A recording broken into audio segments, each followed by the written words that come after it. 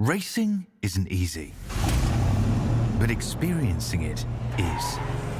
iRacing puts you in the driver's seat with the industry's leading sim racing game. Drive on laser scan replicas of the greatest racing circuits from around the world.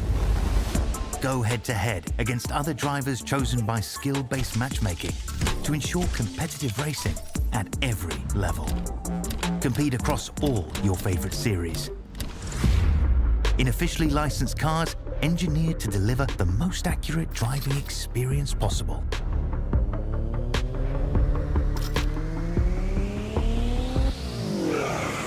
Join a race or host your own with players from across the globe.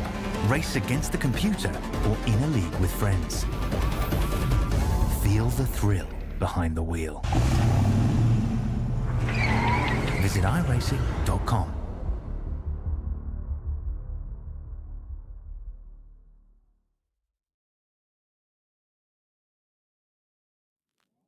Welcome one, welcome all to SimSpeed TV. It's dirt time. We are back here in the Oceanic Dirt Sim Events Australian Sprintcar Championship. This is going to be so good. We go to a classic, Williams Grove Speedway, for the Battle of the Grove, presented by Neuropower for round 5 of the 2024 season here in virtual Mechanicsburg. Bringing it to you all live on YouTube, Facebook, Twitch and Kick. It's me, Reese Gardner. Jay Kennedy returns to the commentary box while staying in the director's chair. Jay, you had a little case of the COVIDs last round, unfortunately, and missed out on directly calling the action, but it was still very exciting, as is the case for this series in general. And we know how exciting racing at Williams Grove is. I think we're both looking forward to this one.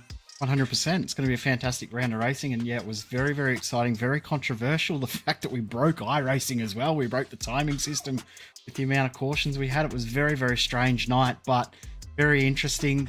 Championship swung around a little bit. Going to be very, very fun to watch though here at Williams Grove. Always a controversial track, this one. It always provides a little bit of steam. The drivers get a little bit heated around this place. So I'm really looking forward to it. It's going to be a very, very entertaining night as we zoom on into the track up in the northeast of the USA. Indeed. Down in Pennsylvania here, Williams Grove. It's one of the most historic dirt ovals in the United States.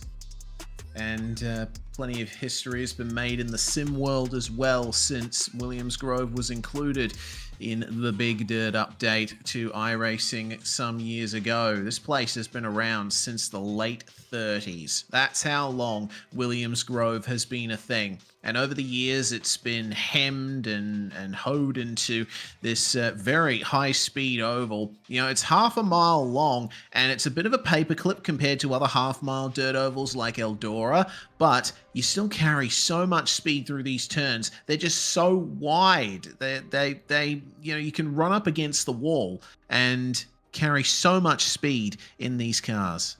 This is one of the dirt tracks that I raced on a bit back in the day when I raced once upon a time. But one thing that always caught me up was the exit of turn 4. It narrows up so much, so you can compromise your exit at the exit of turn 4, which means that we do have runs to the finish line. The finish line is also a bit further back, a bit closer to turn 1 than it is on other tracks. It's not right in the center of the straight, so there's a little bit more time for drivers to make a run to the line. With that extra pace, with that extra momentum, we can see overtakes right at the end of the race, and we have before, so make sure you keep an eye on that. It's going to be very, very cool to watch. Indeed it is. This is the format for tonight. 8-lap heats, with the top 5 from each heat advancing to the A main. Top 4 will advance in the C main to the B main, and then the top 4 from the B main advance to the A main, which means there's a lot riding on the C main here.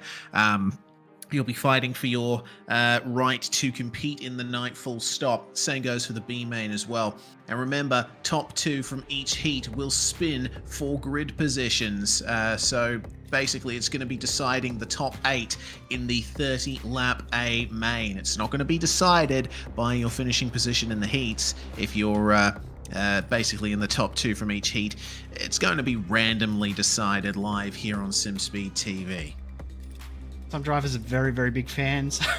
Others have been very outspoken about their dislike for it, but it is something that happens in the real world. Sure, it's not a spin wheel, but it's the same concept. You draw from a hat, you draw, draw from something, and eventually you sort out your grid order in that way. So it's emulating what happens in the real world, just in a different format. But yeah, it's controversial to say the least, but it sure does provide an entertaining look. Tim Ryan leading the championship, but this championship has shaken up quite a lot after last round. Ethan Winter now in the second place. Yeah, Ethan Winter doing incredibly well last round at the brand new dirt oval to iRacing. Harry Stewart maintaining his third place in the series, only 1 point back from Ethan Winter. Of course, these are the combined standings. We race 360 and 410 sprint cars on alternating rounds. So versatility is key. Yeah, it is. And we saw last round in the 360, it was a little bit different, mixed up field, and then tonight we're back in the 410s again.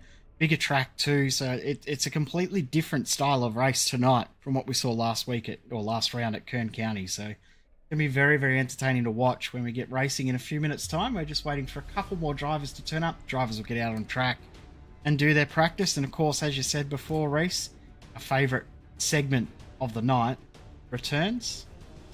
There it is. Spinny wheels ready to go for later on. Yay! Looking forward to it.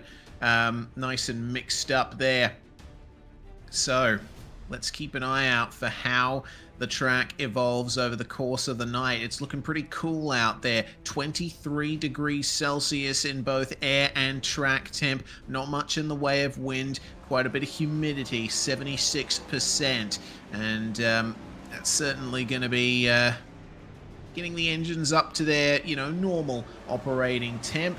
I don't think we're going to be seeing much in the way of slicking up early on, since there's not much in the way of heat getting into the racetrack. But by the end of the night, we almost always see a big slick groove forming on the entrance to the corners here at Williams Grove, just because the corners are comparatively tight for how long this oval is.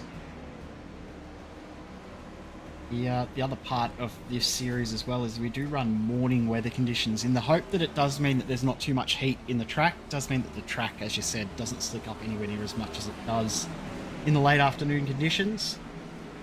That's why you see that it is relatively cool.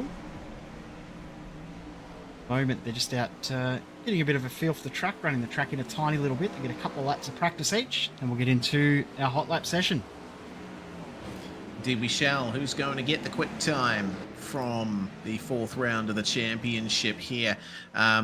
You would think that the likes of Joel Berkeley will be fastest. Berkeley, of course, was not around for the last round of the championship at Kern, but he is running reasonably well in practice. 16.69. I think he's just looking for a bit more time out there. Fastest time so far in practice is Sean Stevens on a 16.33. So the Slick Sim Sport driver Joel Berkeley, he's won plenty of features and heats here at Williams Grove. Looking for a little bit more out of the car here. Yeah, we'll be looking for a little bit more, but then again, not everyone does the same thing in practice. Some guys will go out there and just hot lap straight away. Other guys will use this time to try something a little bit different in the conditions that they may not have tested, just to confirm things that they may not have tested. So why this session is very, very interesting to see what the results are and how they play out. About 40 seconds left in this warm-up, and then we'll get into the action out on track. That we will. Keep an eye out for any potential changes in the timing screen, any late laps being set, as Nathan Norman, now part of Vermilion Motorsports, who has gone on a massive expansion drive in the last month or so. Vermilion now solidifying and consolidating their dirt crew, and lovely new livery there for Nathan Norman. Let's see if it brings him any extra pace. Tim Ryan, meanwhile, still with Altus Esports, who has lost a couple of their key drivers to Vermilion in previous weeks. But Tim Ryan being the leader of the championship by quite some margin, he's got a lot to play with here, but he won't be able to afford to relax coming into qualifying here for the 4th round of the ASC Championship. The Neuropower Battle of the Grove will begin its preliminary stages here as every driver gets 2 laps over the next 4 minutes to set their times for the heat grids. Let's see who comes out on top. See, indeed, coming out first, though, that will be Zach Rattray-White, who's really become a very, very prominent all-rounder in the iRacing scene lately, hasn't he? We've seen him do very, very well in road racing events, in V8 touring cars. We've seen him do very, very well in GT3s. Now we're seeing him have a crack in the dirt and do pretty good as well. So becoming a very, very big all-rounder. But Trent Gosley looks like he'll be one of the first to post a lap time. Yeah, looks like it. Gosley making his way out of turn 2 and into turn 3 now. Look at just how much of a rotation you have to get so quickly here on the car coming into that final corner. Gosley's first time, a 16.9. Nathan Norman with a 16.978. Only 0.02 of a second in it for provisional quick time here. Stewart's first time gets in. It's good enough for 3rd. He's only 0.09 of a second behind Gosley. The times are going to be very tight here. Gosley improves to P1. Let's see what Joel Berkeley, bit of a Williams Grove specialist, can do. Coming up to the line here. It is a time in the 16s, and it's a 16.85. Oh my lord. Only 0.02 of a second ahead of Gosley. This is crazy, the gaps we're seeing. Yeah, it's incredibly tight. And Casey Simons, who we've seen do very, very well throughout this season. Rookie season in the series. He's doing very, very well for himself. Crossed the line for his 2nd lap. Tell you what, that's gone P1. Wow. That's crazy there for Casey already. Simons, but immediately losing it to Cole Ferguson. Ferguson's been showing great shades of pace this season, hasn't he? The driver of the number 81, though, not suffering the best of luck out there. Let's see if he can hold on to that as the times creep further and further down. Bailey Leeson in the number 52 trying to complete laps here. Corey Borden goes good enough for 17th. Daniel Boyd will elevate himself up the order to 13th in the standings. We've still got plenty of drivers left to get their laps on the board. Clayton Davies has decided to use the middle of the session to get his times down. Davies, of course, always a factor in that number 50, and a 16.76 is going to put him up to P2. That's only his first lap, though. 2nd lap, been quicker for almost everyone, so if he can get another little improvement, might put him right up to the pointy end to P1, will it? No improvement on that 2nd lap. So now it comes down to the likes of Tim Ryan, if he's going to be able to get P1 here. Always leaves it late as possible in the session, and he usually comes out with the fastest time. 16.7 to start things off. If there's going to be any improvement, it has to come on this lap. Ryan's good enough for 3rd. Thomas Mitchell up to P7. We've still got a few drivers here yet to set their first times. Ethan Winter, 2nd place in the championship, gets 2nd place. Tim Ryan, what can he do on his 2nd lap? Oh, it can't improve. So it's not going to be a first place start in the first heat here. Probably going to be a first place start in Heat 4. Or is it? As Nathan Vanderwacker gets into 3rd and shuffles Ryan out of the top 4. Tim Ryan at best will start 2nd in Heat 1. So unfamiliar territory for him in this series. Vanderwacker doesn't improve. 1 driver left. Won't get the lap in. That's Josh Barry. So 28 of our 30 drivers got a lap time in that session. What a great session that was.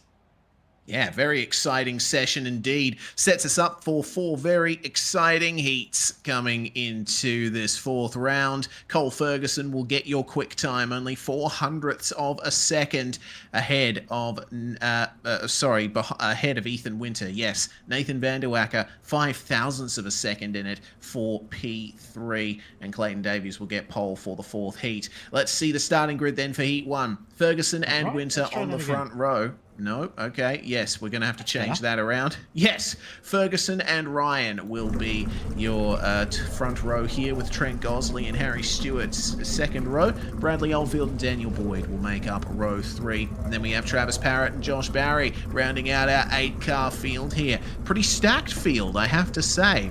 Pretty much all of these drivers have seen great success in ODSE at some point or another.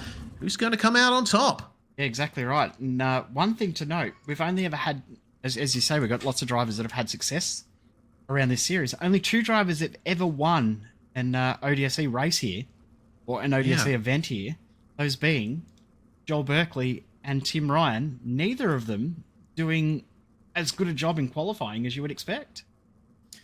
Yeah, and that sets up, you know, there's 2 ways the night can go for them, obviously. They can overcome those qualifying difficulties and make sure that they get the wins they need, set themselves up for a good starting position in the feature and win from there. Or they could get mired back in the pack and things could go wrong for them. They'd have to work their way up through the alphabet. There's potential for that as well.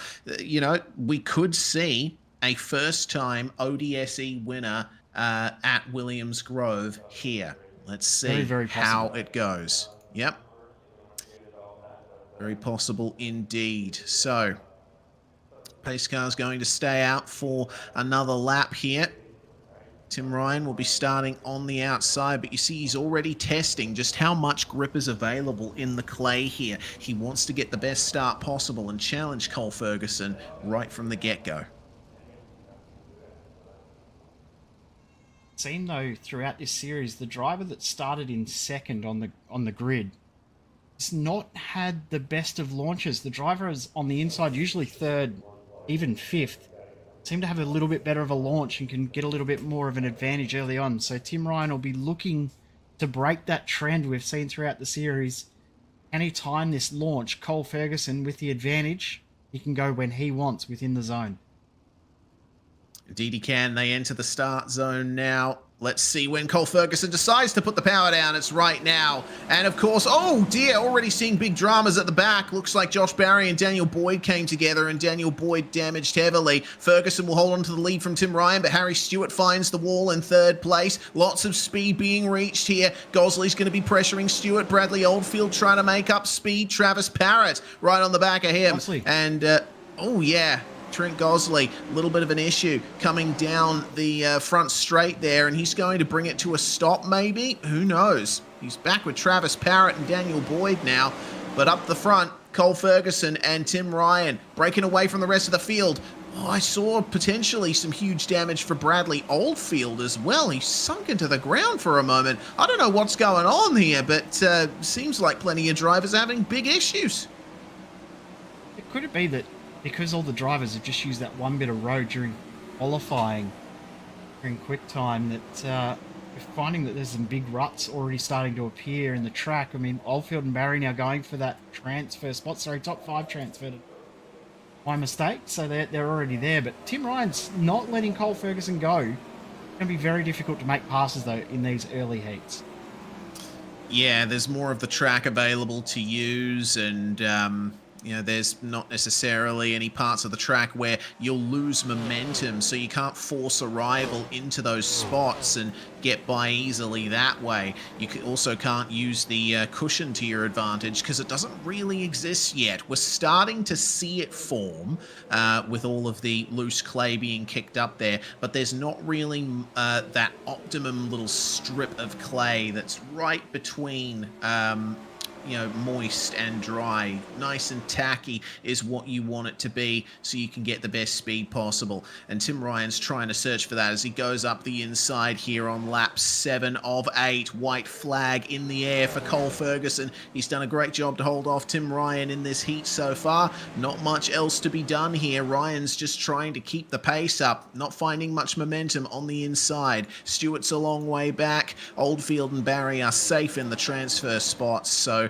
they shouldn't fight too hard. Across the line comes Cole Ferguson. He will win Heat 1 here at Williams Grove. Tim Ryan, Harry Stewart, Bradley Oldfield and Josh Barry will complete your transfers into the feature here. Unfortunately, Trent Gosley, Travis Parrott, and Daniel Boyd will have to work their way through the alphabet. They'll be heading straight for the C main. We get into second of our 4 heats. Ethan Winter will start from position number 1 with Zach Fallon alongside. Great to see Zach up on the end. Kobe Noonan and Zach Rattray-White 3rd and 4th, with Bailey Leeson and Tristo Yellen alongside each other on the 3rd row. Corey Borden and Riley Bilson rounding out our 8 cars in heat number 2. Yeah, another field here that we can't really pick a clear winner from, but I think what we're learning here, obviously the track's going to evolve a bit further as time goes on, but in these early heats when the track is still comparatively fresh, it's those mistakes that are made in, on the first lap, in the first few corners, that really define how the race is going to go. Yeah, we saw that. We saw 2 mistakes really in that first heat, which cost drivers getting through, cost progression. Memory's not great, so it was Daniel Boyd had that issue at the start. He hit the wall, and we saw Trent Gosley have an issue at the exit of turn 4 on lap 1, so the end of lap 1. So both of those guys were looking like they could have transferred through. Both had issues early on in that race and just couldn't come back from it. Yeah, indeed. Well, keep an eye out now as the safety car comes in, and we are immediately away, shortening the pre-race pacing period. Ethan Winter gets the best start for Heat 2. Kobe Noonan, meanwhile, passing Zach Fellon for second, and Fellon finds the wall, almost puts Zach Rattray-White in the wall, and Zach will fall down the order, and that's both Zachs I'm talking about there. Bailey Leeson now holding off Riley Bilson on the way into turn 1, but Bilson trying to challenge him, gets the straighter exit up the inside. Very nicely done. Threaded the needle perfectly, did Riley Bilson. Ethan Winter is running away with this. There's contact now between Bilson, Leeson, and Rattray-White as well. They will fall outside the top 5. Further contact between Bilson and Leeson. Oh, that's such a shame for the 2 of them. Ethan Winter and Kobe Noonan will hold on to the top 2 for the time being. Zach Fellon trying to come back at it, but that incident for Rattray-White, Leeson and Bilson has promoted Yelland and Borden to a transfer spot. That's very crucial.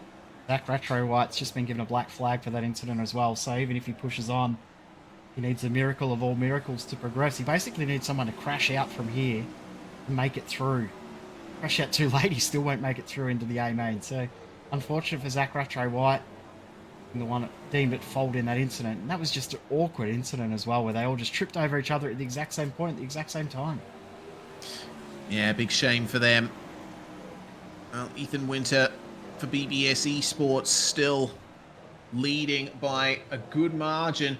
He's got a 1.2 second lead now over Kobe Noonan and Zach Fellon. It's going to be between those 2 for second place on the road, but I would assume they don't want to fight each other too hard, considering it's going to be, both a transfer through to the feature anyway. However, remember the top 2 from each heat will get that top 8 position draw for the feature, so there's potential for them to move even further up in the top 8, depending on who finishes where. And there is the attempt. Zach Fellon tried it, didn't he? But it didn't work ultimately at the first turn. Final turn, meanwhile, for our leader Ethan Winter, comes across the line and wins the second heat at Williams Grove. Tristan Yelland is going to hold off Corey Borden for 4th, both of them comfortably through into the feature. That is something I certainly didn't expect. We usually see, at the very least, Tristan Yelland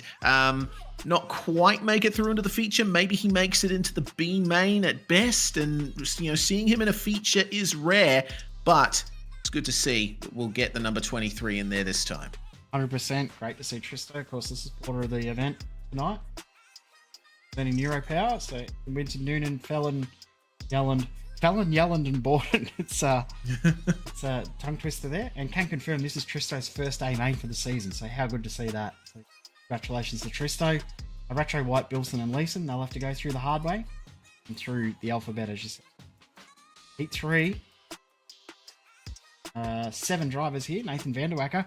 Great to see Vanderwacker actually get a little bit of luck go his way. Fingers crossed you can see it go through and get him into a decent finishing position. Simons, Mitchell, Norman, Hurley, Stevens, and De Bruin round out our field in this Heat 3. That they will. We've gotten beyond the point where both formation laps will be completed in the lead up to a heat. It'll only be the single formation lap from here on out. So we'll get the pace truck right into the pits once everyone's gotten rolling. We don't want to be waiting too long to get the night done here. The question is, will the likes of Thomas Mitchell and Aston Hurley be able to get any advantage here? Because it's usually the drivers starting on the inside with the advantage on this rolling start. Casey Simons, though, has always looked pretty quick. 100%. It'll be very interesting to watch over the next little bit. 8 laps again for these drivers. Only 2 miss out on progressing automatically into the into the A main. Go through the B and C. We get the green flag. What a jump for Vanderwacker. Yeah, massive. He caught out everybody there, and oh my god, flinging it into turn 1 was Aston Hurley, and he's taken Casey Simons out of a podium position, potentially out of a top 5 as well. Race control guys are going to be looking at that one because that was a pretty decent hit too. So Simons now back to 6. He's going to have to work hard. Hurley's out. Yeah, Hurley is out. So there's nothing to review to that. And he did get a black flag. It's pretty straightforward for the guys at race control. The Bruin now are going to have to worry about what's happening behind because Casey Simons is closing despite the damage from that hit. Yeah, certainly is. And he got a big whack, didn't Casey Simons there? So De Bruin has a little bit of breathing room, but probably not as much as he'd like. It's side by side, meanwhile, between Thomas Mitchell and the 26 of Sean Stevens. Stevens just gathering it up on the exit of turn 2 there. It's one of those places where you can certainly go super deep, but you don't want to go too deep. It'll ruin your run down these very long straights. Traction is so important here at Williams Grove. It is very, very easy to lose traction as well, especially out of turn 4, as we said before in the pre-race build-up. It narrows up so aggressively right there. Miss your line through that corner, you compromise on exit, it does enable someone to get a run up to the finish line. Speaking of runs, Casey Simons might steal this top 5 away from Cameron De Bruin and does. Put down some good laps, did Casey Simons in his recovery, runs all the way out to the exit wall from turn 4 and will shuffle Cameron De Bruin outside the top 5. Question is, will he be able to hold on to it? For the time being, the answer looks like yes, and what better time to do it than on the start of the penultimate lap as the white flag is now flying. We are on the final lap of the race now, and Nathan Vanderwacker, no one can touch him. 1.4 seconds is the gap. Could still be on for 3rd and 4th if Nathan Norman and Thomas Mitchell have anything to say about it, but Vanderwacker comfortably takes victory. Space given throughout the rest of the top 5, and they will all be through. Unfortunately, Cameron De Bruin will have to make his way through the alphabet, and Aston Hurley retiring from the race after being given a black flag for that contact with Casey Simons, who could have finished 2nd were things a little different. Final heat of the night then, Jake. Clayton Davies and Joel Berkeley will start on the front row. What a front row that is. Series admin Brady Baldwin alongside his Synergy Sim Racing teammate Jaden Russell. NLRA Australia's Nick Ryan is going to start alongside Pace Syndicate's John Schultz, and Nash Granger will be the last car on the grid with Liam James in the race control seat, having already disqualified himself from proceedings. Bit of a stacked heat, this one, isn't it? I mean, all of the heats are stacked, all of the races are stacked in this series, but this one just feels like it's a little bit extra in it, doesn't it? A bit more. Yeah. So we'll see how it plays out, but it'll be a very, very interesting race. Final of our heats for the night. Will it be Berkeley? Will it be Davis? Will it be Baldwin? Will it be Russell? And remember, Nick Ryan's now up into the top 10 in the championship, so you can't discount him as well. So 6 drivers fighting over 5 spots. I mean, we've got 7 drivers fighting over 5 spots. John Schultz and Nash Granger, could they throw a curveball from those other 5? Yeah, well, John Schultz has been an ODSE winner in the past, hasn't he? He's certainly one of the talented drivers in this field. Luck, of course, has not gone his way. Sometimes One of those he's just consistent found runners, himself. isn't he? Yeah, he's consistent, definitely. And just sometimes an incident happens in front of him, not of his own doing, and he gets involved somehow and ends up falling down the order. So keep an eye out for John Schultz, see what he can do here to better his chances of getting into the feature tonight. Davies, meanwhile, in the start zone. Let's see them go here as they are on the power. 900 horsepower to be exact, and already a poor start from Berkeley means that Brady Baldwin gets up the inside of him coming into turn 1. Berkeley will stay on the outside here coming into turns 3 and 4. Can he take advantage and keep up more momentum, more downforce, and more grip? That is the question. It is on for 5th spot, meanwhile. Nick Ryan and Jaden Russell just keeping John Schultz behind them. There's a little bit of contact there between Nick Ryan and Jaden Russell as well, as they got a bit argy-bargy for 4th and 5th on that previous lap through turns 3 and 4, but Jaden Russell not quite getting the exit out of 4. That's 2 laps in a row. He hasn't been able to nail it. John Schultz can't quite take advantage. It's much stronger through 1 and 2 and gains that time back he lost to Nick Ryan previous lap. Clayton Davies, meanwhile, has not been able to keep Brady Baldwin behind him. He's not been able to keep Brady Baldwin at a distance.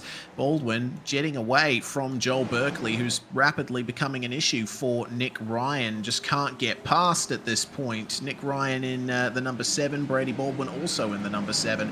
But Brady Baldwin's driving the black car. That's all you need to know. He's right up on the back of Clayton Davies coming into turn 1 here. Both of them using the extreme inside line, and Baldwin briefly gets into the lead of the race here. Is he going to be able to keep it is the question. Davies gets slowed up as well. They're testing out the inside here because they know it's going to start coming to the 4. The outside line probably not going to be the best coming into the feature. Definitely not the middle of the track. That's what everyone's been running so far. Berkeley looking like he's trying to work out how to steal that 2nd spot away. Can't quite find a spot to do it yet. Davies doing a good job of holding on. But there's still 2 more laps. There's still plenty of time for this to end up going back in Davies' favour. Davies could still steal 1st. Berkeley could steal 2nd. Baldwin could drop all the way back to 3rd as well. And don't discount Nick Ryan from potentially stealing something if something big happens on this last lap. Yeah. Always great potential. Final lap begins and Brady Baldwin holds on to the lead from Clayton Davies. It looks like both the outside and inside are as strong as each other. One last desperate lunge from Berkeley for 2nd place. Tries to use the bottom of the track for more traction, but it doesn't work. Baldwin wins. Davies, Berkeley, Ryan, and Russell will be your top 5. Nash Granger got by John Schultz late on in proceedings, which means Schultz will finish last of the drivers to take the start there. And that means we can move through and rapidly see Granger and Schultz again in the C main. Let's see who gets it done here. Nash Granger, of course, will be taking part in the B main, it seems. This is the C main starting grid. Bilson, Hurley, Schultz, Boyd, and Leeson. Only 5 cars, considering that we have an extra car making it through from each heat into the feature this time around. And top 4 progress. So we start with 5. 1 goes home. We lose 1 driver from the night from this race where they're night over. Whoever it is, it's heartbreaking for whoever. Which driver it is, doesn't matter who it is. It's going to be very, very heartbreaking. It absolutely is. You'd usually when there's only a few spots in a big field going through, you'd think the stakes are high, but imagine being the one driver not in the transfer spot in a 5-car field. That is pressure.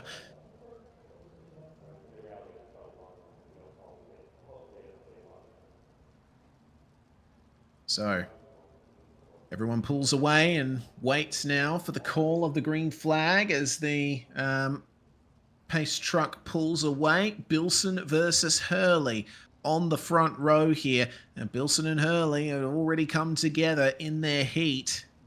They've got to be gentle with each other here off the start. Bilson gets on the power, and we are away for the C main at Williams Grove. 10 laps on the board starting right now. John Schultz trying to get Daniel Boyd for second. Oh no, John Schultz with a big run into the wall. That's taken Daniel Boyd out there as well.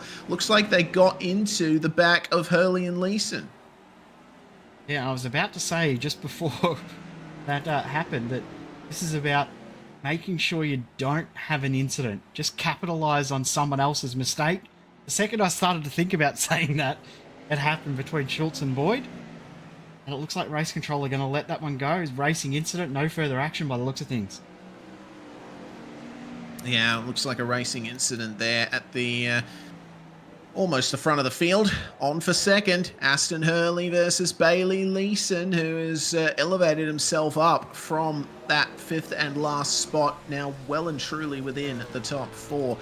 Daniel Boyd is trying to continue circulating down in fifth place, but he's a long way behind John Schultz right now, so I think we might stand a chance of losing the number 79 from tonight's proceedings. Let's just keep an eye. 2 races of bad luck for him. Yeah. He's just doing exactly what I said. He's going to hope that someone has another mistake and you can capitalise on it. But the way that the field's spread, it might be too little too late, unfortunately. He's done nothing wrong tonight other than made a little error at the start of the first heat that he was in. Yeah, it's a huge shame for Daniel Boyd, who we've certainly seen some great performances out of for Vortex Sim Sports. Doesn't seem like much else is changing too rapidly at the front of this field. Meanwhile, our top four a long way apart. John Schultz just minding his own business, knowing that he is in the box seat for transfer through into the B main. He doesn't need to do much more than that. But Aston Hurley might be seeing Bailey Leeson come up to him here with a big sideways moment through turn 4. Some big dive. Try and get a slider going through 1 and 2, but not quite close enough. Try again, but compromising his run here through 3 and 4 is going to be a little bit too slow coming onto the front straight. He'll be able to dive this time, but if he's worked out what he can do better through 3 and 4 this lap, he might be close enough to maybe steal this spot away. Got good momentum through 1 and 2. Yeah, it's all about the exit from turn 4 if you want to do that, and it seems like they're more or less equal despite using the high and low lines respectively. Hurley seems very comfortable up top. He's going to stick to that. As out of the final corner comes Riley Bilson. He will win the C main here. Aston Hurley, Bailey Leeson and John Schultz will advance through to the next race, which is the last one before the feature. Unfortunately for Daniel Boyd, he will finish, but with heavy damage and a long way behind in 5th place. We say goodbye to Daniel Boyd for the time being, at least until next round in 2 weeks' time. Now for the B main with Trent Gosley and Zach Rattray White on the front row, Cameron De Bruin and Nash Granger second row, Travis Parrott and Riley Bilson 5th and 6th. Hurley, Leeson and Schultz will round out our field. Last 4 places there are the top 4 from the race just gone, so they're immediately back into it. I think they will have a better understanding of how the track is evolving than the top 5. You know, I always think that running the C, if you finish first in the C, you've got a big advantage when it comes time for the B, especially if the guys that are in the B ran in that very, very first heat. You know what the track's already done, and you're pretty much starting alongside them or not far behind them. So Trent Gosley, who ran 6th in the first heat of the night, starts in first. Travis Parrott ran 2nd. He's starting alongside Riley Bilson. Bilson's just run that race there. He knows what the track's like now. But Parrott hasn't been out there since Heat 1. So is it a real disadvantage in comparison to Bilson?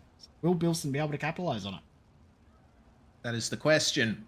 Of course, A lot of teams involved in this series, all taking it very seriously. They will have drivers who are monitoring progress of the track out there and feeding information to the drivers who will be taking part in these races. So better be hoping that you have the personnel on board to make it work here as we get ready for the start of the B main. Gosley puts the power down, a little bit of a wiggle and wave from the Middle Finger Racing number 4. Cameron De Bruin will get into second spot. Travis Parrott all the way up from 5th into 3rd for a couple of moments as Rattray White gets into Cameron De Bruin. Massive crash.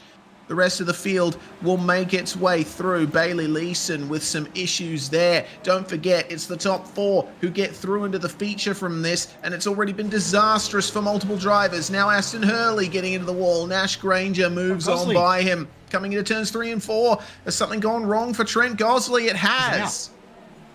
Oh my God, and he's already disconnected from the server. A very unhappy Trent Gosley there. Must have either made an error on his own or had some kind of other issue. Had one of those unlucky moments.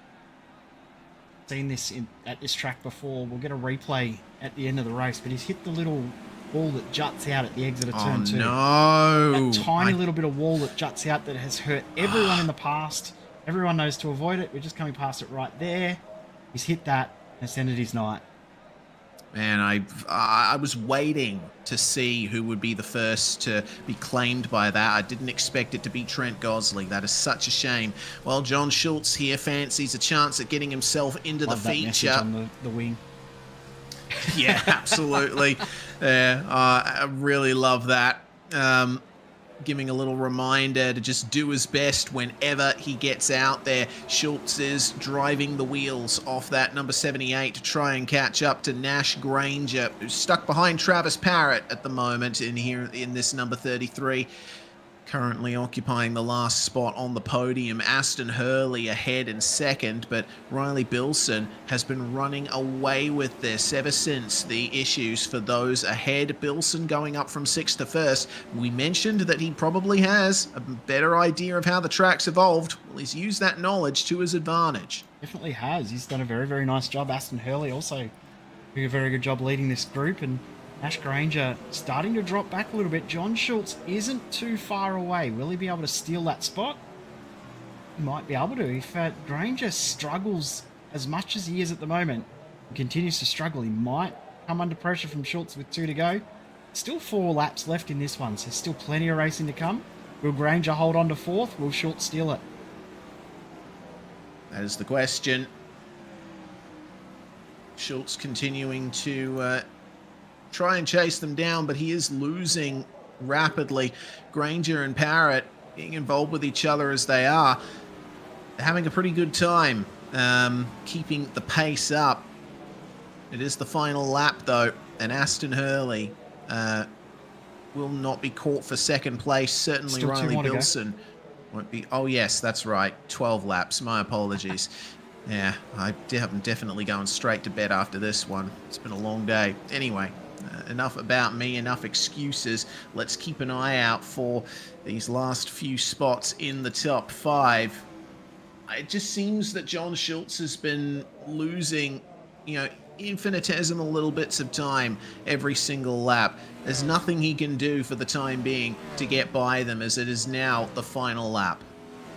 He's just losing enough to hurt him, isn't he?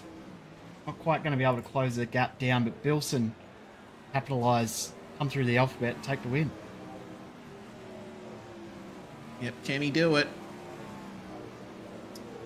Unfortunately, John Schultz will not be able to hold on, but yes, great victory from Riley Bilson from 6th spot to take the win in the B main. Hurley, Parrott and Granger will advance through to the feature. Unfortunately, we lose John Schultz, Zach Rattray White, Bailey Leeson, Trent Gosley and Cameron De Bruin. All 5 of those drivers would definitely have deserved a spot in the feature if they had made it through. Well, now it comes time to get the spinning wheel out, Jay, as we check out what happened to Trent Gosley here. This is something that we've seen almost every time we go to Williams Grove, that little wall there that juts out on the back stretch. Looks like Gosley, I mean, ever since his start there in that B main, he'd been having trouble with the rear end. It was just wandering a bit. Exactly right. I'm clicking the wrong buttons here. There we go. That looks better, Reese. You just struggled when he got the power down, didn't you? It just sort of looked like the car was out of control a bit too much. And hello, wall. See you later, race. Unfortunate, but yeah, as you said, time to get in the spinning wheel. Not welcome in some drivers. Indeed. First up being Cole Ferguson, who actually doing very fantastically here at Williams Grove. Cole, you must be hoping for a high grid position here. Yes and no. I prefer to actually start a bit further back and work my way up. A bit too much anxiety starting up the front. I've always found it's harder to lead a race than win one, so we'll see what happens. Well, lucky for you, you've just drawn 8th, so you're going to be starting last of the top 8 there for the feature here at Williams Grove. Oh well, there we go. Well, we've had nice speed so far, so we'll see what we can do in this feature race. May Pace smile upon you, Cole Ferguson, who exits the comms box. And now we bring Ethan Winter into the fold here. Ethan, basically any position in the top 7 is up for grabs for you. What would you prefer? If I get the 1 pill for the 3rd time, that'd be great. All right, let's see where we go here. Is it going to be top row? Is it going to be bottom row? Will it be pole position? Just missing out on it. 5th place is going to be your starting spot. How do you feel about that? Yeah, it'll be interesting. Just got to save my tyre, pace myself, start of the race, stay out of trouble. And yeah, hopefully I'm talking to you guys later on tonight. All right. Congrats to Ethan Winter for getting 5th spot. Meanwhile, Nathan Vanderwacker is going to jump in. Let's see where you end up, Nathan. What are you hoping for? Oh, mate, I'm hoping for the 1. And it's going to be the 4. You're going to be starting 4th place, 2nd in line on the outside for the start. Awesome. Let's see how we go. Not too bad. Brilliant stuff. Nathan Vanderwacker moves on through. And next driver we will have in the comms box is going to be you, Brady Baldwin, who's been dragging drivers in and out for us. What are you hoping for? 7th, so it's not rigged. All right, let's see. I don't want it to be a 1, but yeah. Wouldn't it be funny anyway, if it was? Oh, God, 2nd. Yeah. There might still be an argument there for it being rigged. You never know. Well, we'll see what Tim says after this. But yeah, sort of got a little bit lucky there. Chose the right line in the heat race. So we'll see what 30 laps plays out. Indeed, starting on the outside as well. In comes Tim Ryan then. So you basically got 1st, 3rd, 6th or 7th to choose from, Tim. Obviously, the further up the grid, the better it will be. Yeah, I'm feeling confident about tonight with the first pull. I'm feeling good. Oh, no way. Oh, just missed out on it. It was in the... You got 3rd, mate. Oh, mate, that's better than 7th, isn't it? Yeah, it is. It is. But man, if you saw how close it was to getting 1st place, oh goodness. Either way, still, it's a top 3 start for you, Tim. Best of luck. Yeah, it should be a good race. In all seriousness, I generally do think the track will move around a bit and be on the bottom and the top. So hopefully if we get some green flag running in and not too many cautions, I think you guys will be able to watch a good race. All right. In comes Kobe Noonan. Let's see where Noonan ends up here. 1st, 6th, or 7th. Could it be a pole position for the number 26? It doesn't look like it. It's going to be 6th for you, Kobe. Nah, I'm happy with that. I'm just happy to be in the redraw again. That's 2 weeks, 2 race meetings in a row now, so pretty happy to be putting good performances up for the team. So we'll try and keep it up the front for this one as well. Brilliant stuff. Good luck, Kobe. Now we welcome Sean Stevens to the comms box. It is basically 4th row or front row for you, Sean. Let's go. And it's going to be P1. You have pole position for the battle at the Grove. Yep, excited for this one. See how I go.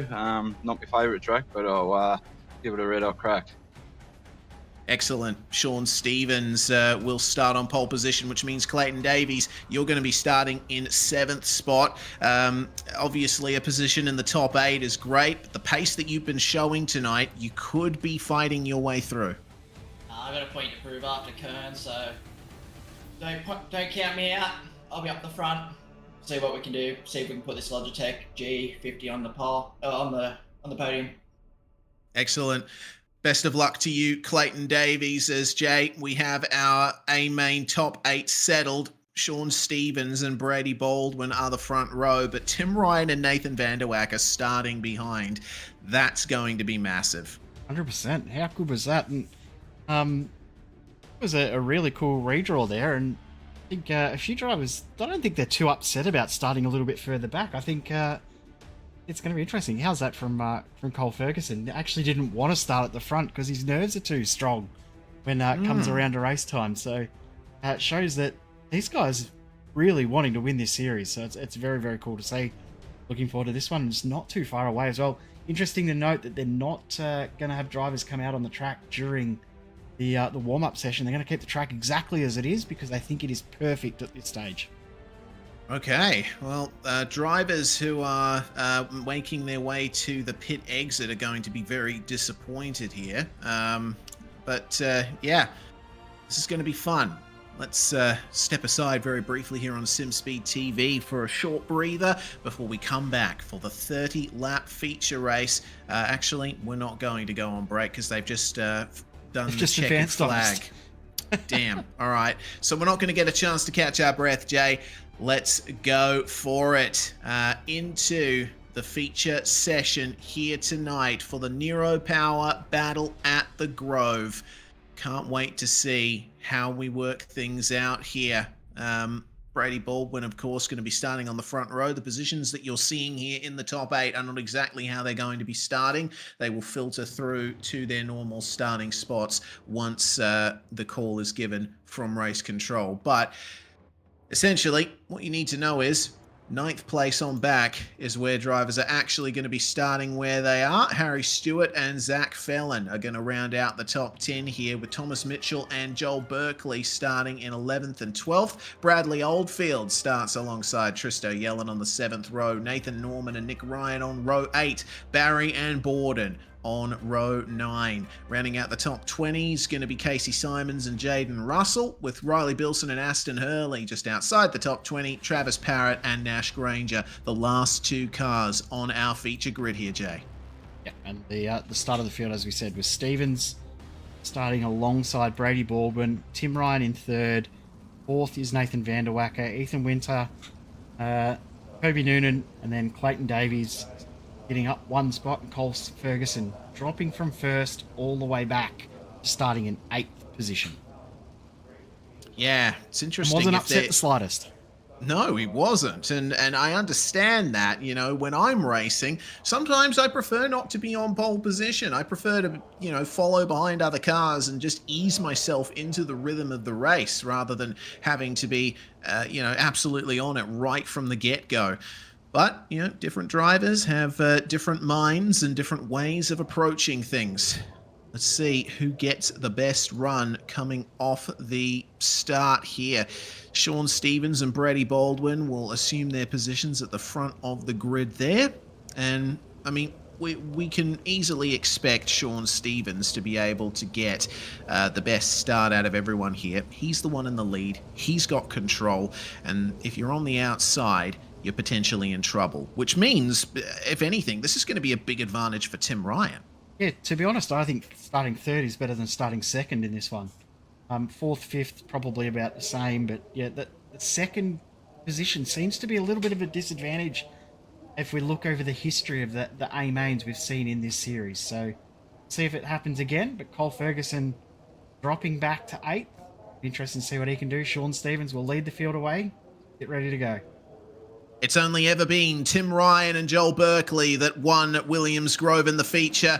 Can we see history be broken here tonight? We are racing in the Neuropower Battle at the Grove. Sean Stevens will keep the lead. Tim Ryan, meanwhile, not able to get past Baldwin as quickly as he wants, but he fires it in here to try and maintain that. and he gets second place back. Sean Stevens, though, also to the very inside through turns 3 and 4. Seems like middle of the road is where you want to be in turns 1 and 2. But coming through the last 2 turns here at Williams Grove, it's down the bottom is where you want to be. Paul Ferguson already up a couple of spots from where he started as well. Oh, he just makes a little bit of contact there. Is that Clayton Davies, I think that was, made contact with. So a little bit of bumping happening in the group already. Nathan Vanderwacker looking strong on the inside there. Ferguson goes back to where he started. Tim Ryan, though, right at the front, trying to get this move done on Sean Stevens. Yeah, can he get it done? Indeed. Joel Berkeley, meanwhile, has only advanced 1 position. He's still outside the top 10, but looking to make a difference here. Just trying to get the move done in the number 9, but nothing doing for the time being. What, 3 wide?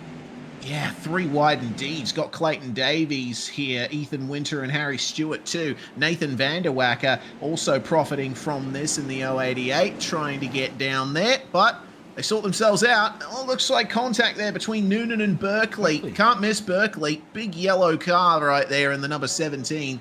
And it seems like Kobe Noonan might have turned down on him slightly.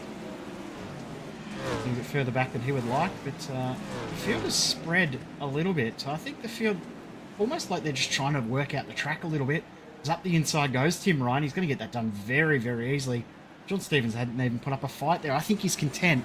I'll let Tim Ryan lead. Eventually learn something from him here.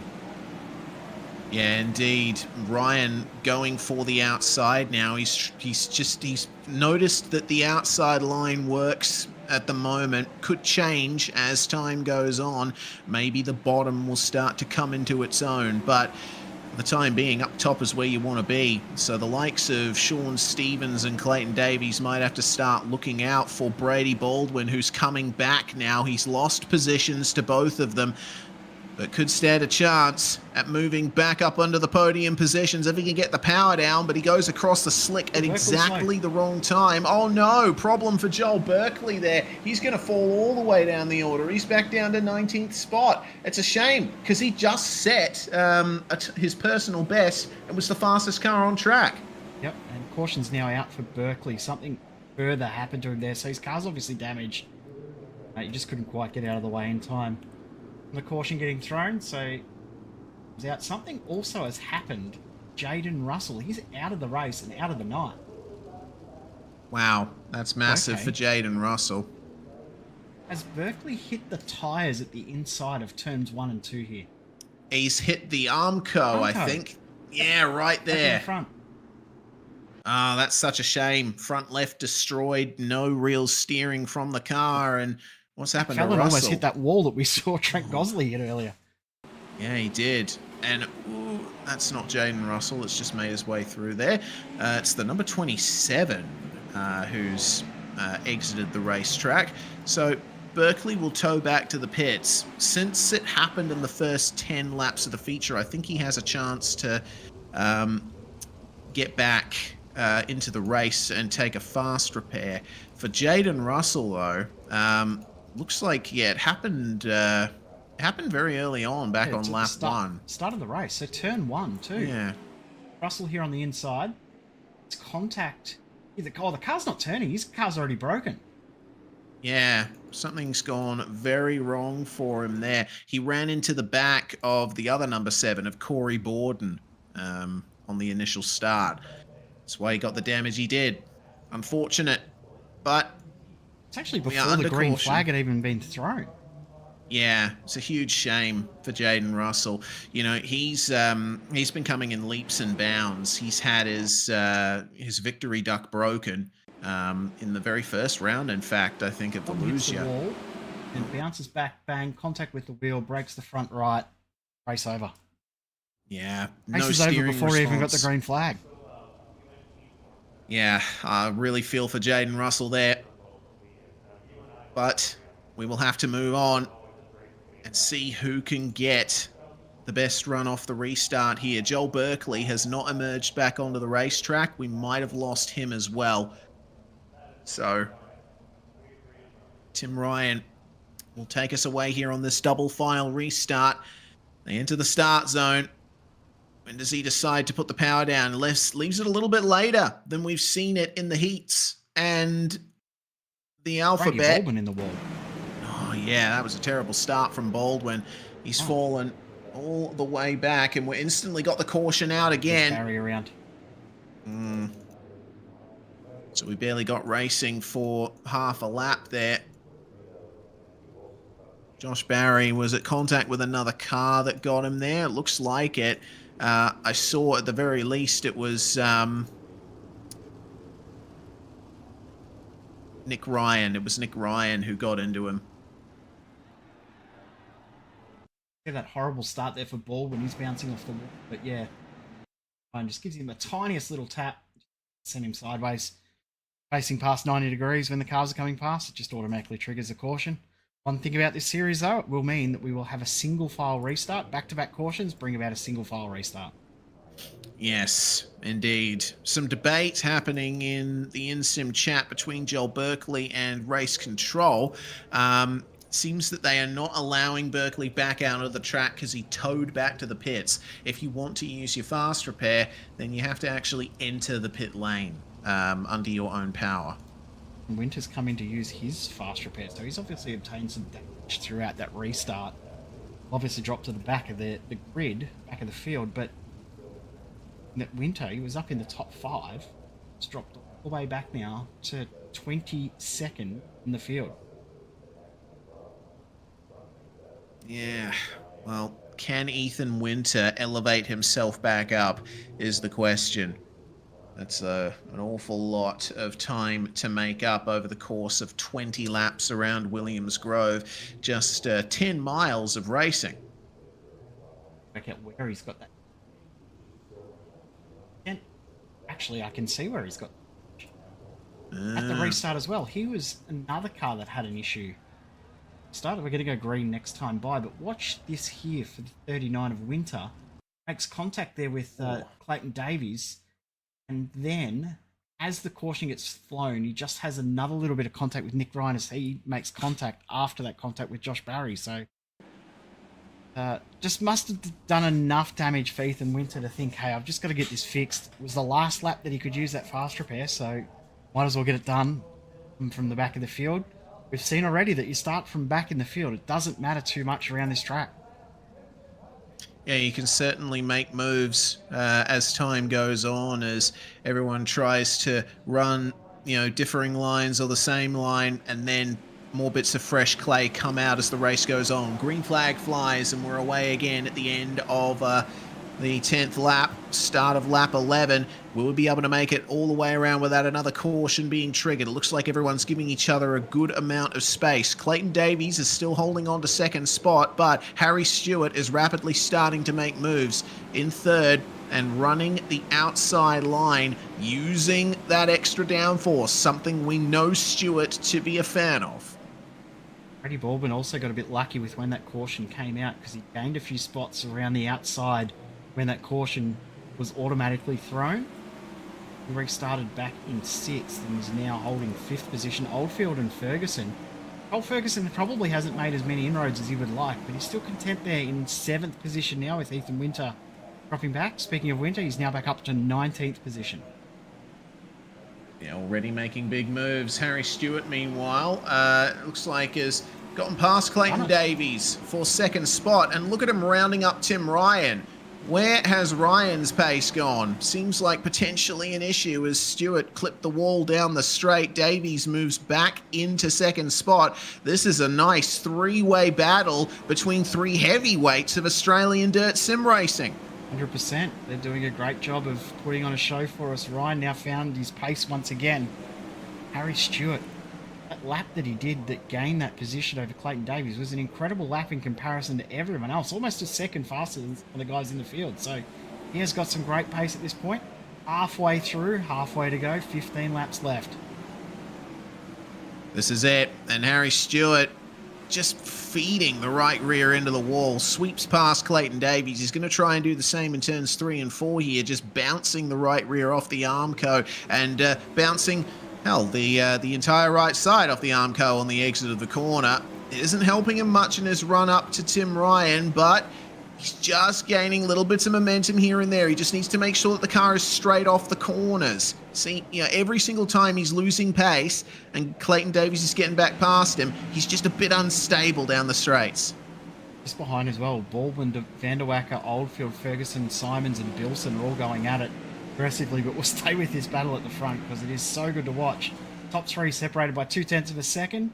Davies content following through on that inside line. There's contact. Oh. Cole Ferguson into the wall. He's stuck in the wall. Oh no, that's a disaster for Cole Ferguson, who started in 8th position, and he was doing a nice job. Yeah, unfortunately, it looks like contact with Riley Bilson, who was trying to sweep around the outside of turn 2. Unfortunately, Bilson getting a little bit of an oversteer moment right here, and Ferguson could do nothing to avoid it. Looped it around, and then as he's going to go, front wheels just got stuck up against the wall, and he hadn't been able to get it unstuck. The good news is he has been able to get the car back out on track. Have a double file restart once again. Rightio. Very nice. So, double file restart is not what Harry Stewart would have wanted. He's just gotten up into second versus Clayton Davies before the caution came out. Thing is, Baldwin as well, I think, is not going to be too happy that it's a double file restart. He would have wanted a little bit more of an advantage, but at least this caution has brought him back into touch with the top 3. See there, Riley Bilson dropping back to the end of the line. Deemed at fault for that incident, and I think that was pretty obvious when we saw the replay. Yeah, indeed. Oh boy. Well, let's promptly get this started again. Field moving through. Caution extended by 1 lap. So it just gives us time here to get everybody sorted out in their double file formation. Harry Stewart versus Tim Ryan, something we've seen before. Their battle at Lanier was one for the ages. Can't wait to see how it works out here at the Grove. They've had so many good battles over the years of racing in ODSE, so it's going to be great to watch them go at it again for another 13 laps. Fingers crossed stays clean between those two and Clayton Davies. They seem to be the 3 that have the pace on everyone else at the moment. Will it go with 13 to go? 12 when we cross the line. Here we go. Restart zone now. Great launch from Tim Ryan. Got a bit squeezed by Stewart to the inside, though, which would have made things difficult. Already right to the outside, Ryan, Stewart, Baldwin, and Oldfield as well, who I didn't think was going to be a factor in the top 10, but he is. He's made himself a name up into the top 6. Davies took the lead for a moment there too, so he's making this inside work. But the Yeah, inside he through 1 is. and 2 is a bit better than through 3 and 4, so able to take a bit more advantage through 1 and 2, side by side into 3 and 4, but not quite as much grip on the exit of 4, and he loses a bit of momentum there. Here comes Harry Stewart to take that advantage.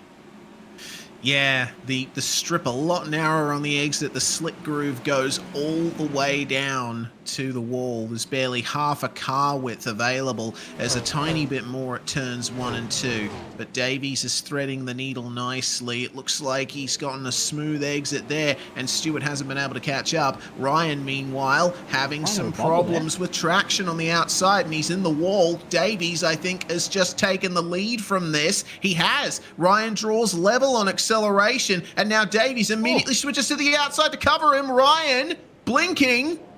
Oh no. Ryan's had a tech issue. Oh no. Have we just seen what I think we've seen? Tim Ryan back in the pits. Tim Ryan's out of this race from a tech issue there. It's like his computer failed or something there. That was strange. He just went straight ahead and straight into the car in front of Clayton Davies. Davies now has the lead. Guess what? We're going to have a first-time winner here at Williams Grove. Yeah, we certainly are. So both Tim Ryan and Joel Berkeley out of the race. They will not continue their shared win record at this track.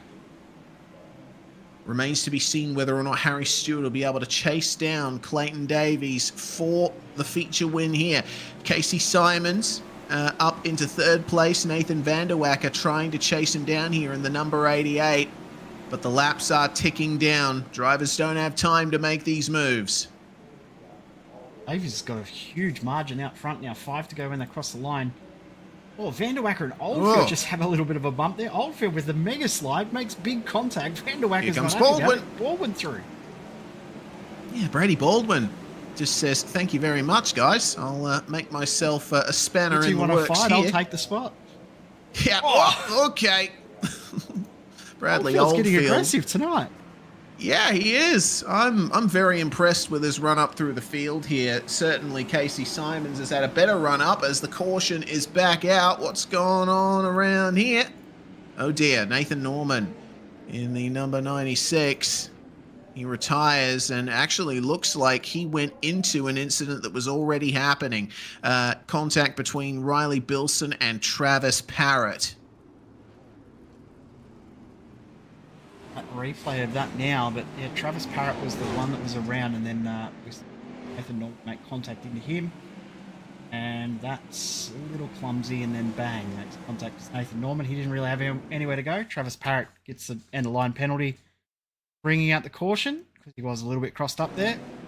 Dropped to the back of the line. I think he was there anyway, so he'll take that on the chin. Clayton Davies, now the nerves will be up. He had nearly 2 seconds. Now he's got to do it with a car right on his rear. Indeed he does. Problem for Parrott as well is he's lost his front wing, so he's not going to have anywhere near as much grip as he wants, as much rotation as he'd like through these corners where rotation is so important.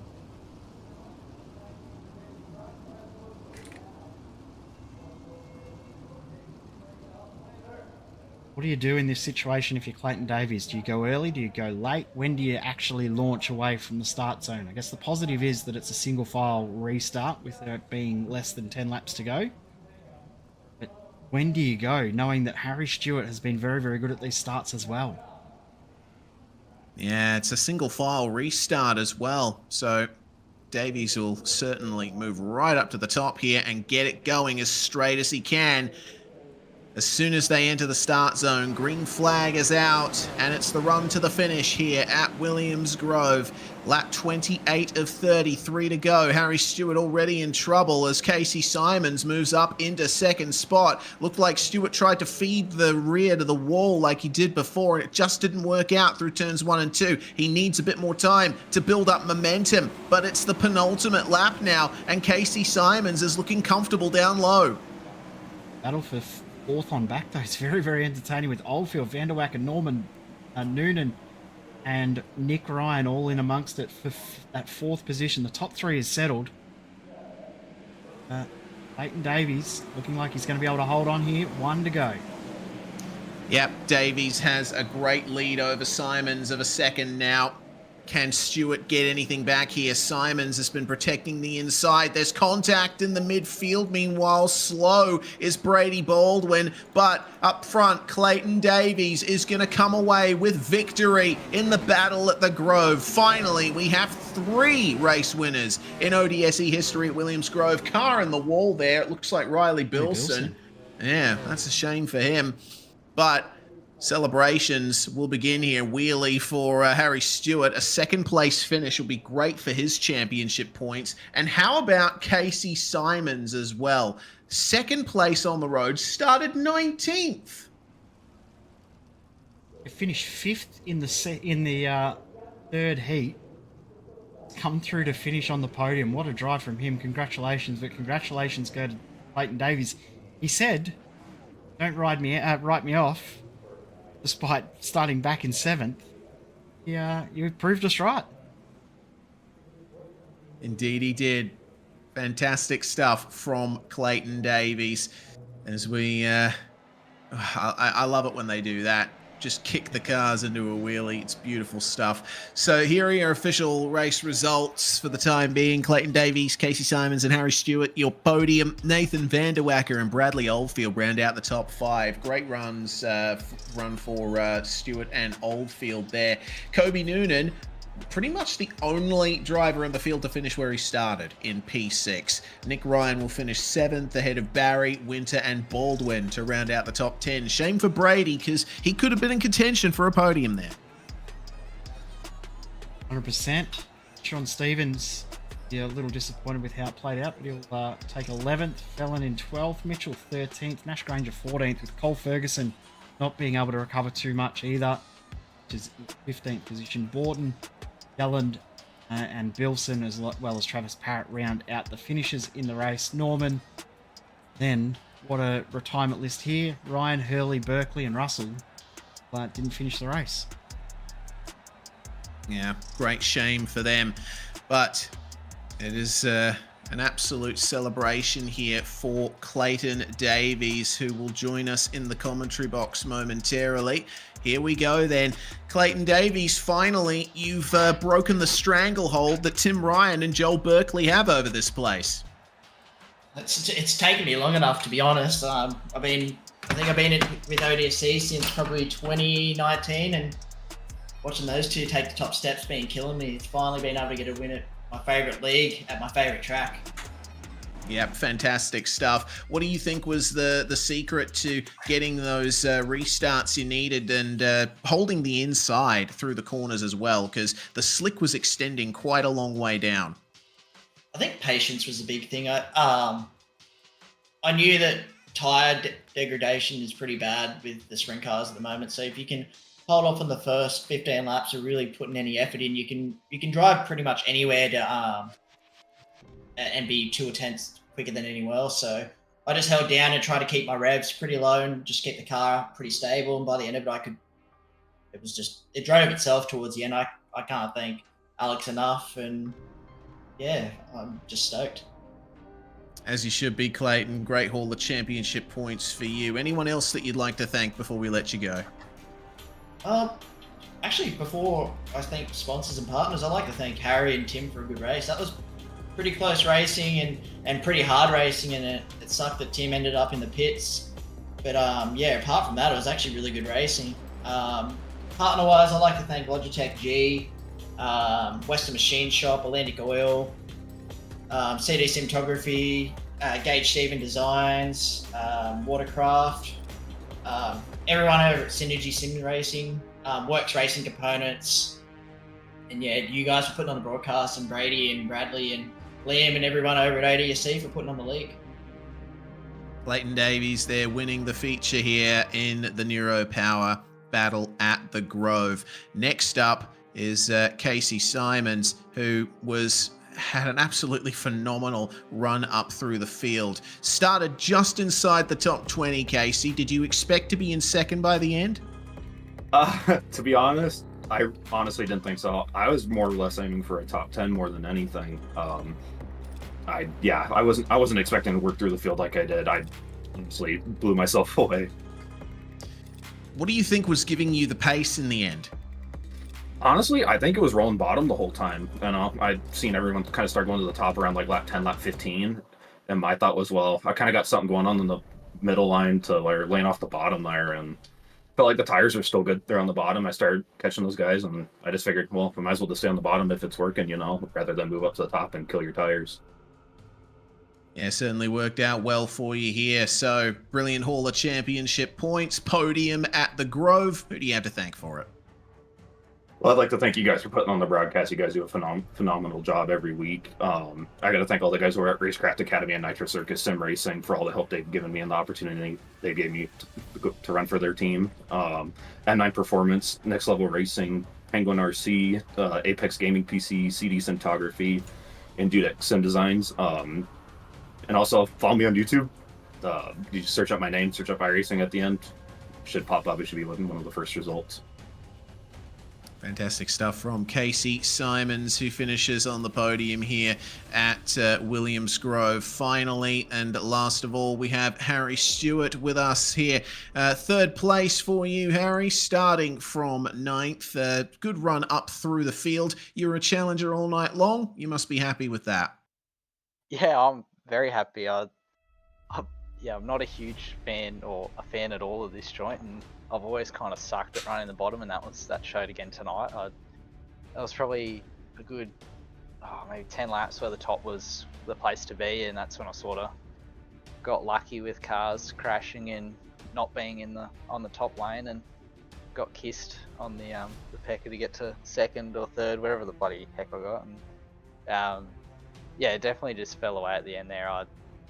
That restart, I knew Clayton was going to drive away on the bottom, but I thought I may as well just go for it on the top, and I went for it, and I about jumped the fence. So I dialed it back a bit, and that didn't work because I was dialing back trying to be careful. So I just kind of hoped that just sending it would work. And yeah, I made the finish. Car wasn't straight, but I made the finish, so that's bloody positive. And yeah, it was a bit of fun. Didn't love it, but it was fun. Well, you're third in the championship coming into this round. Ethan Winter, of course, finishing in 9th place. He'll still have a good haul of points from this round, but crucially, Tim Ryan's retirement. I do understand there are drop rounds, but you must be at least satisfied with the way events have worked out here. You'll probably gain a big advantage over Tim in the short term. Yeah, no, I saw that happen right in front of me, and yeah, thought straight away to the points. So I was wary of it and trying not to wreck myself, but I had my best go at it. Obviously Ethan finished in 9th, not going to help him. He was running, I think, 5th or something when a bit of a crash happened and he got put to the back. And yeah, I guess it all works out now. It's good that I had a decent run on a track that I thought I'd be absolutely shocking at, which I probably was pretty shocking. I just got very, very lucky with all the just how everything panned out and the timing of stuff. So yeah, very happy for how tonight went. As you should be. Is there anyone you'd like to thank for your performance tonight, Harry? Yeah, just gotta thank Joel and Bradley for doing the race with us tonight. As we bloody rolled into practice session with 20 minutes to go and sort of figured something half out. It wasn't the best of the things we've had this season, but it worked. So yeah, huge thanks to them for getting it all sorted. Titan Garages and Carports, A7 Creative, BKB Pumping Solutions, Frags Tyres, Tooler Mobile Welding, the Landscape Yard and Hardware, the whole SimSpeed team for putting on a broadcast, Brady and the whole admin team for everything they do behind the scenes. Big effort putting on a league like this and organising it all and doing just absolutely everything to do with it and making it all run nice. So appreciate them, and yeah, look forward to next week or 2 weeks. I don't even know when the next round is or where it's at, but yeah, we can't wait. Yep, neither can we. Thanks very much, Harry Stewart, for joining us with his interview there. Of course, the next round, Jay, is going to be at Lincoln Speedway. Neuropower again supporting a round, and we'll be able to see that on the 2nd of May from 8:15 Australian Eastern Standard Time. Looking forward to going back to Lincoln after some really good races there. Yeah, I'm looking forward to that one as well. It's going to be a very, very fun night of racing. Why the B-roll for Lincoln didn't want to load, but there we go. There's Lincoln. I do like this track. It was very, very fun last year when we went there for the first time, and I'm looking forward to seeing how it plays out once again. But what a night of racing that was. We didn't know what to expect. We didn't know what to predict. And as always, expect the unexpected played out. I can't wait for next round in a couple of weeks. Yeah, we hope you can't wait either out there. Thank you very much for watching, whether you've come from YouTube, Facebook, Twitch, or Kick. Really honoured to have you on board, and we hope you enjoyed the show. Big thanks to Neuropower, of course, for their support of Australian sim racing here in the Battle of the Grove, round 5 of the 2024 ODSE Australian Sprintcar Championship. I'm Reese Gardner, Jay Kennedy with me in the comms box. From all of us here at SimSpeed TV, bye for now. We'll see you next time.